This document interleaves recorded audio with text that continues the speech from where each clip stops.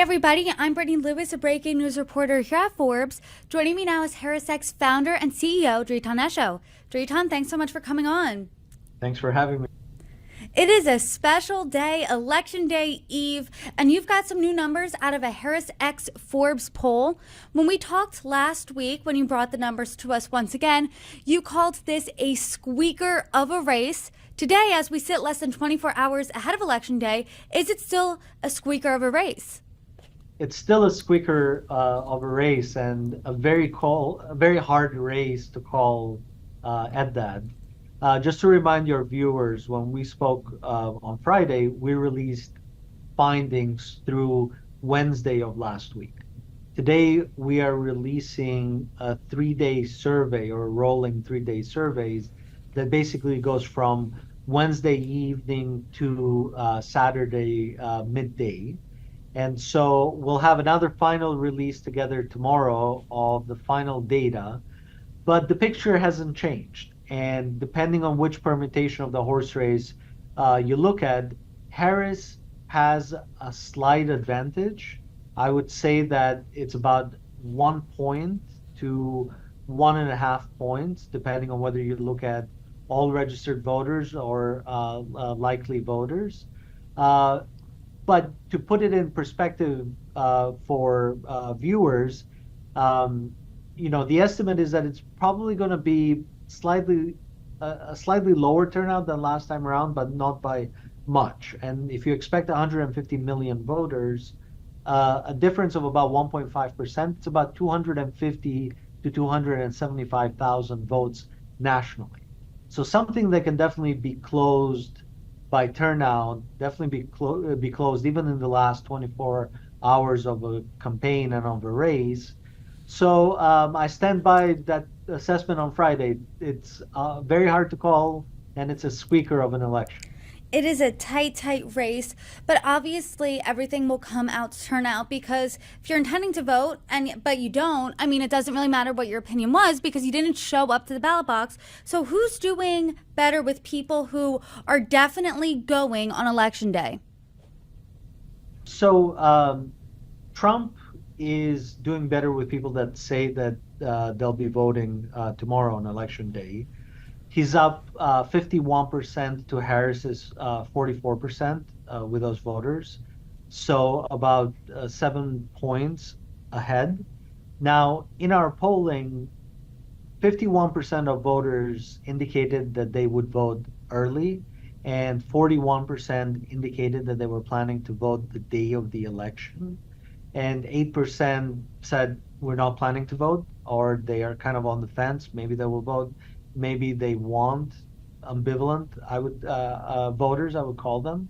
And so fundamentally what that translates to, and I've kind of done the math, is Trump has about a 3.2 to 3.5 percentage point lead in the day of voting. And Harris has a 5% advantage in early voting, right? She's leading the early voters, which are, as I said, about 51% of the electorate, or estimated to be about 51% of the electorate, by 11 points. 9 points, 44% to 53%.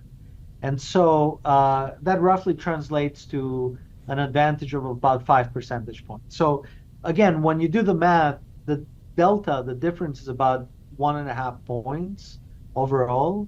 And the big question is, will Trump be able to convince voters that are not planning to vote, with whom he's doing better than Harris, to go out and vote? Will he be able to turn out more voters than are expected to come out and vote? And, I would note that Trump always closes very strongly in races and in elections. In 2020, Biden was up 7 points in the Real Clear Politics average, and he managed to win by a very, very tight margin across several different states. And overall, nationally, that advantage fell from 7% to about 4%. And a similar picture for Clinton in 2016. She was up in the Real Clear Politics average 3.2%. And while she did win the national vote, it was by less than that margin. And again, Trump managed to win in 2016 in the state polling.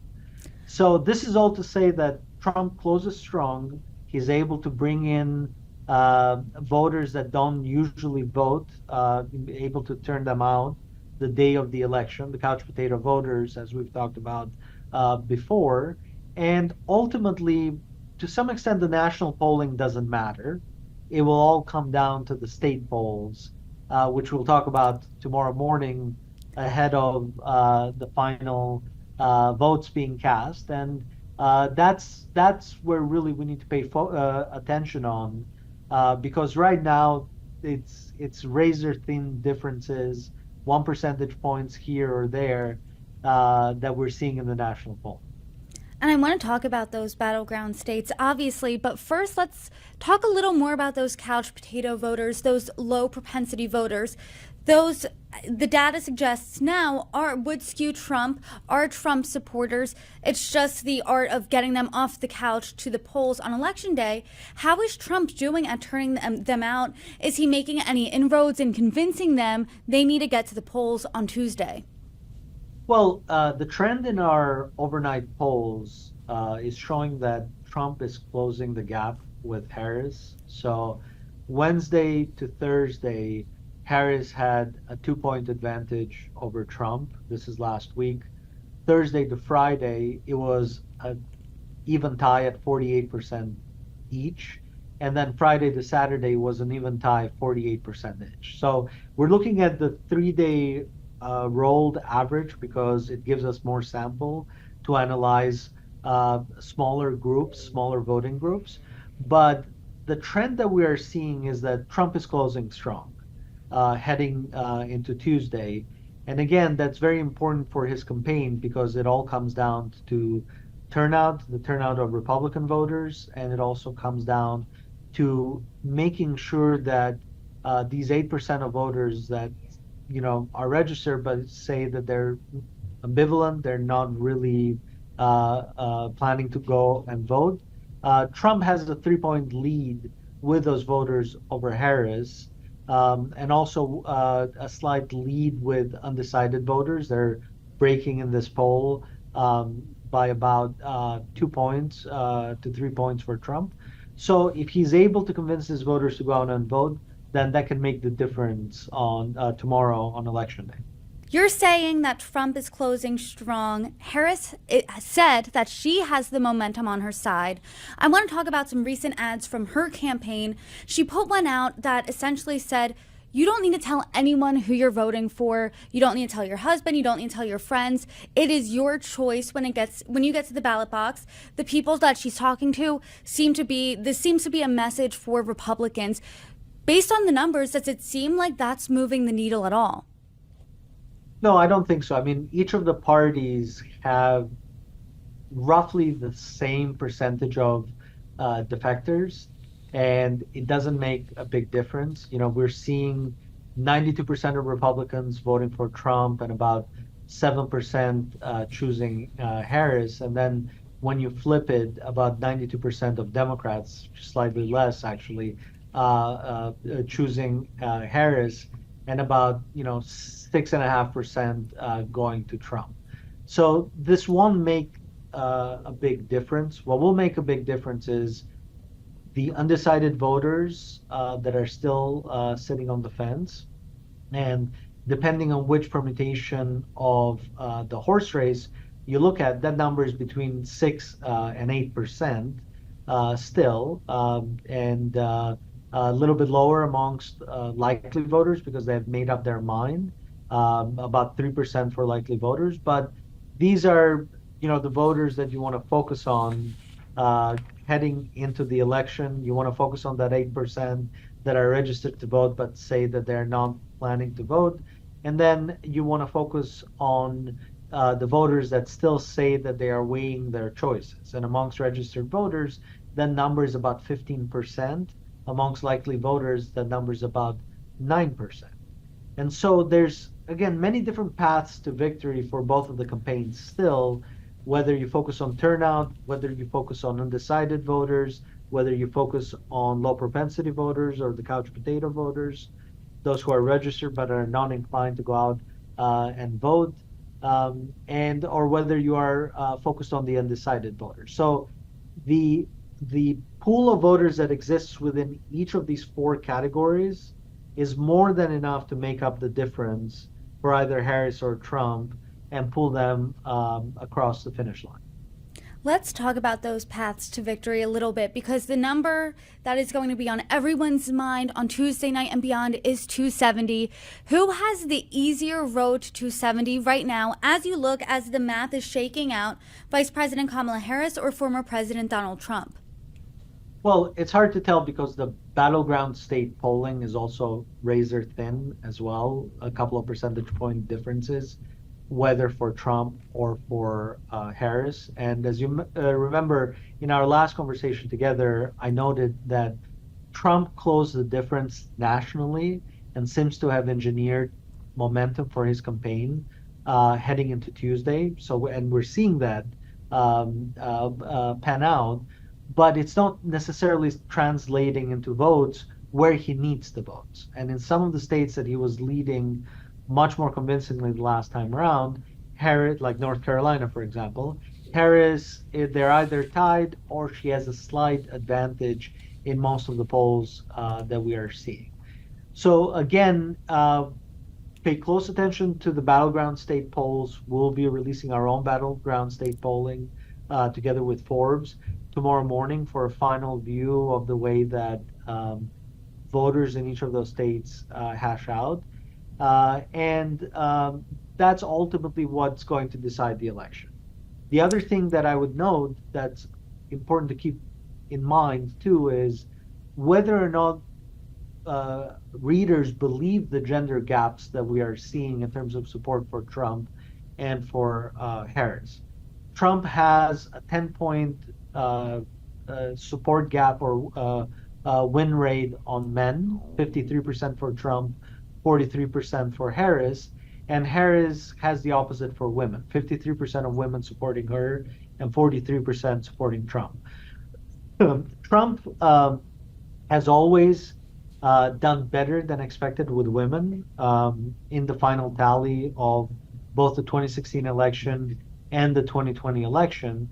And also, Democratic support amongst women has gone down the last few election cycles, up to the point where in the 2018 midterms, Democrats had about an 18-point advantage with women, and that has steadily fallen down to the last midterm, where that advantage was in the single digits, in the mid-single digits.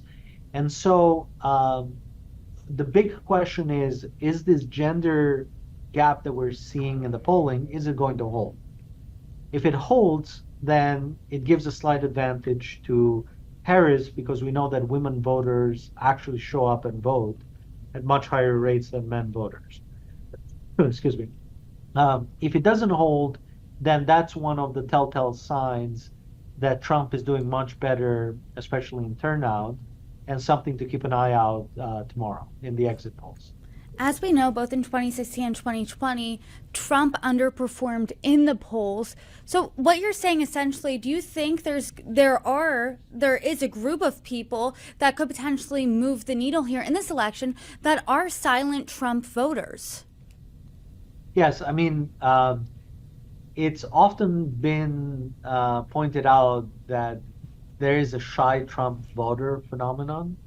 That phenomenon has been less evident in recent polls over the last year or 2 years than in previous years and in previous election cycles. But there might be two phenomena that are at play here. A shy female Trump voter, which is an evolution of what we've seen before, but focus more on women and dealing a lot more with women's reproductive rights and the abortion fight. The other phenomenon that we might be seeing is a non-response bias. Trump supporters not taking online polls or phone polls at the same incidence rate as Harris's supporters, or Republicans not taking polls at the same incidence rate as Democrats. If that's the case, and this is what the New York Times alluded to in their final poll release, where they said that they had a 14% non-response bias, or a higher response bias um, amongst non-whites versus whites, then that can make the difference here, right? Especially because how close the election numbers are. Every poll you're seeing, it's tight race, razor thin. I mean, any synonym for a tight race, a close race, has been on headlines over the past couple of weeks about this race. Is it unprecedented that essentially every pollster has come to the same conclusion? This is going to be a race, and it is going to be razor thin. Yes, it's unprecedented, and I think a lot of pollsters are scratching their heads and asking themselves, am I missing anything in this race? Again, non-response bias is very hard to assess, as the New York Times tried to do, and that can definitely be a wild card skewing the polls. The other thing is that the consensus could be right, that on a national level, the polling is very tight, and either Harris or Trump might win by a very small difference. But really, where the difference matters is in the state polling, and it's a combination of a few states that will lead to victory for one of the candidates or another. People have talked about Pennsylvania, the Keystone State, being a keystone in this election. But really, North Carolina could be a wild card, especially if it goes to Harris. Wisconsin could be a wild card, especially if it goes to Trump. And then also Arizona. There is a scenario where Trump wins Arizona, wins North Carolina, wins Wisconsin, and he doesn't really need Pennsylvania to reach 270 electoral college votes or more, 272 in this specific case.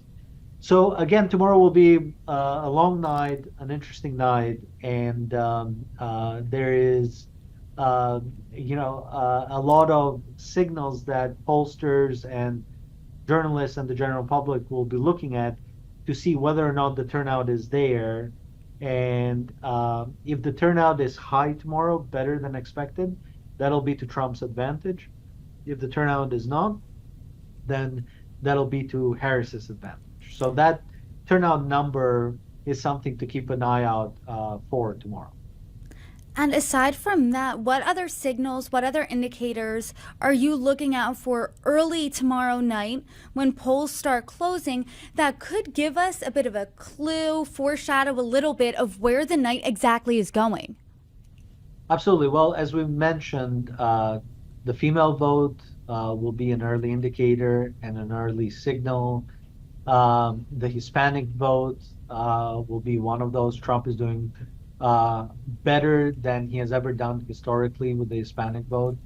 The African American vote, the black vote, Trump is holding in the 20 to 25% range with African American voters, and that would be unprecedented and a historic win with African American voters. So the picture will start emerging as the exit polls close and as votes are being counted on a state-by-state basis, but also on a national basis as to which way the race is going. And again, if Harris is not polling in the double digits with women, that's an indication that Trump is going to outperform. If Trump holds his share of vote with African Americans at over 20%, that's an indication that he's outperforming. If he holds his share of support with Hispanics at 40% or better, that's an indication that he is overperforming. And if the turnout is, the last election, the turnout, the day of the election was roughly in the mid 50 million, 55 million range. If it's higher than that, then again, that plays to Trump's advantage. And the delta, the difference of 1 percentage point to 1.5% point amongst likely voters, as we stated, that's about 250,000 votes to 275,000 votes. That's small. Each of the campaigns can make that up the day of the election with their get out the vote operation, and getting people to show up and vote in the voting booth. Dritan, you have told us this now for weeks, but you think that this election really is Trump v. Trump and Harris v. Harris, and their best course of action is just not to get in their own way when it comes to their campaigning. There's less than 24 hours until Election Day. They both, I'm assuming, want to leave it all on the field, leave everything, make sure that they don't have any regrets during the last final stretch of the campaign. But knowing that, who would you rather be right now? Trump knowing he's versus Trump, or Harris knowing she's versus Harris? Well, that's a hard question. Both sides think they have it. My hunch is that, because Trump is overperforming historically his polling performance, you would probably say that despite being slightly behind in the polls, he really has an edge. And what validates that is the work that the Republican Party has done on voter registration and getting out the early vote compared to 2020. They're doing significantly better across many different key battleground states than they did 4 years ago. And that can make a big difference. So again, as we're looking at this polling, the fact that there is a consensus is helpful in certain ways, but it also raises a series of questions. What doesn't polling get to? What can't you really assess with polling that could make a difference tomorrow? And I think that a lot of people will be looking for those early return numbers to see and understand what the turnout is, how these different voting groups that I just mentioned are voting, and that'll really tell us if one of the campaigns is headed for victory even earlier in the night, rather than having to wait too long into midnight or past midnight to actually make the call. Well, there's certainly a lot to keep our eye out on in the next 24 or so hours. And Dritan, per usual, always a pleasure talking with you. Thank you for the numbers and breaking them down with me. I appreciate the conversation. Thank you as well. Talk to you soon.